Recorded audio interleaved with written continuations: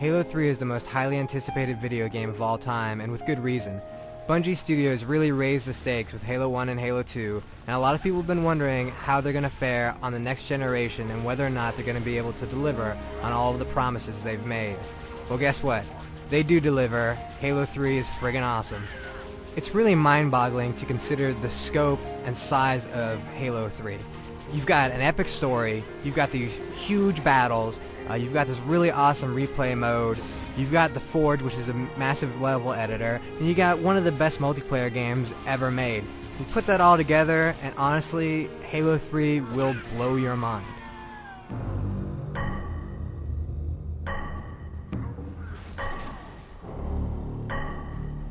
When last we saw Master Chief, things weren't going so hot for him. Cortana had been captured by the Gravemind, which is the big, ugly plant thing that controls the Flood that nobody really understood in Halo 2. The Prophet of Truth and his brutes were headed to Earth to find something called the Ark, which, as far as we know, was going to be really bad for humanity. And, the elites had actually sided with the humans, so former enemies had become allies. And that's pretty much where we begin in Halo 3 with Chief coming to Earth, and right off the bat, he and the Arbiter are BFF, and they just go around kicking ass for 9 levels.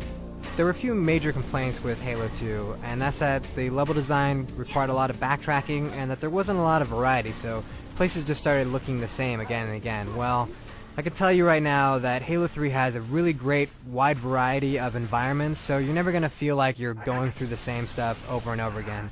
However, there is going to still be some backtracking because I just think that's in Bungie's design scheme. But it is definitely better and more solid than Halo 2. Another big complaint for people was that they left Master Chief's story a lot and were just focused on the Arbiter. And while some found that Elite story very interesting, a lot of people really complained about it. And Bungie made a game for the fans, and they pretty much got rid of all that stuff. So while the Arbiter is going to be following you around throughout the game, the whole story is Master Chief's story once again. If you're playing alone, you're always going to be in control of Master Chief. It's really all about him. The Arbiter is just sort of there as he's kind of the bosom buddy, So he's there to help out, and sure, he matters, but he doesn't matter as much as Master Chief does. Veteran players of Halo are going to notice a few things right off the bat when they start playing Halo 3. Bungie decided to create a game that would service both casual fans and their hardcore fans who have really become experts at Halo, and to that end, they've made normal and easy mode actually easier than they've ever been, and heroic and legendary are slightly more difficult when you're playing alone. So if you've beaten the first 2 Halo games and you start on normal, you're going to miss out on a lot of stuff. There won't be turret placed in certain areas, there won't be a lot of troop reinforcements, the AI is going to be a lot more dumbed down than it usually would be, and the enemies aren't going to use as much equipment either, and equipment is one of the cool new things that they've added this year, and it's really great to see those enemies on heroic and legendary level actually throwing down like a bubble shield to protect themselves, or using a flare to blind you. Playing the game in single player on heroic will take you about 10 to 12 hours depending on your skill level at Halo, but if you play the game with 4-player co-op, which you can do online or offline, even on Legendary, you can probably blow through the game in about 5 hours if you're proficient at all in the Halo franchise. Now that game length may be a little bit disappointing to some, but you have to consider that there's a lot of replay value in going through the campaign again, because of course, like all the other Halo games, it's a lot of fun to do, but there's so much else packed into this game that the single player is really just a very small part of what Halo 3 has to offer.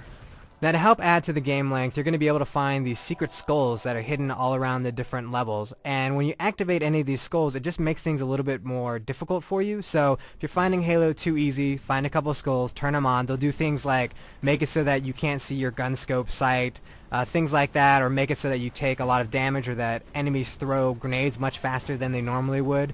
All of this will make for more of a challenge, which really helps out when you're playing 4-player co-op, because you can turn on what's called Metascore. If you're playing with other people, you basically can have either a competitive score to see who's killing the most or doing the best and doing the coolest stuff, or you can do a team score where it's sort of everybody together, getting lots of kills, avoiding dying, those kind of things, and every skull that you turn on, or the higher the difficulty level, the bigger the multiplier is, so the more points you're going to score, and of course there are achievements for beating the game with a high metascore. As you know, Master Chief is pretty proficient with beating the crap out of people with his fist, but really he's a lot better with a gun, and while we still have a lot of the old favorites coming back, there are a few cool weapons that have been added. We've got the Spartan laser, which basically zooms in and fires this laser that destroys anything, vehicles, whatever it hits. You've got a flamethrower. Yes, finally Halo has a flamethrower, and it's got a really cool looking effect, and guys will actually catch on fire. There are also a couple of new grenades that you'll get to fool around with. There's a spike grenade, which can stick anywhere, and then it shoots out the spikes everywhere, does a lot of damage. And you have the firebomb, which you get later on in the campaign, and that's basically just an incendiary grenade that you throw it and stuff catches on fire, and who does not like fire? Dual wielding, which was added for Halo 2, is back again in Halo 3, but it's a lot less prominent, and that's because the battle rifle is actually the most efficient weapon in the game, and that's of course something that you can't dual wield. Really, the battle rifle was designed as that default weapon, that sort of like the M16 for Master Chief, where whenever you don't know what weapon to use, just default to the battle rifle because it usually will get you through just about any situation.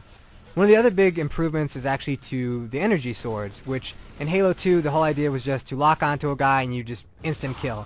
Well, now there's a little bit more depth to it, where if two guys swing their swords at the same time, they'll actually clash swords and both be stunned for a moment. So you get into these battles where guys are just hitting swords again and again trying to get at each other, and it almost becomes elegant. It's like swashbuckling in the Halo universe.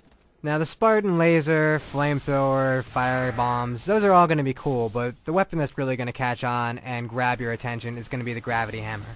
And this bad boy is sort of like having Babe Ruth's bat in your hand, and you just can knock guys, swat them all over the place. You can even swat vehicles, knock over warthogs, send mongooses flying. It's a whole lot of fun. Anyone who played the Halo 3 beta or watched any of its coverage knows that one of the things that Bungie added was the use for the X button, which now actually deploys equipment.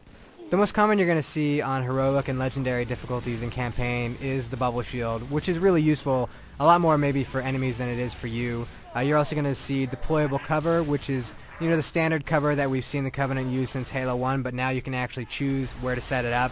There's a regenerator, which is a green field that when you're standing in it, it's just constantly rehealing you, and then there's the opposite. There's a power drain where an enemy, if they step into it, it'll instantly drain all of their shields, or if you have a vehicle go through it, the vehicle will actually short out.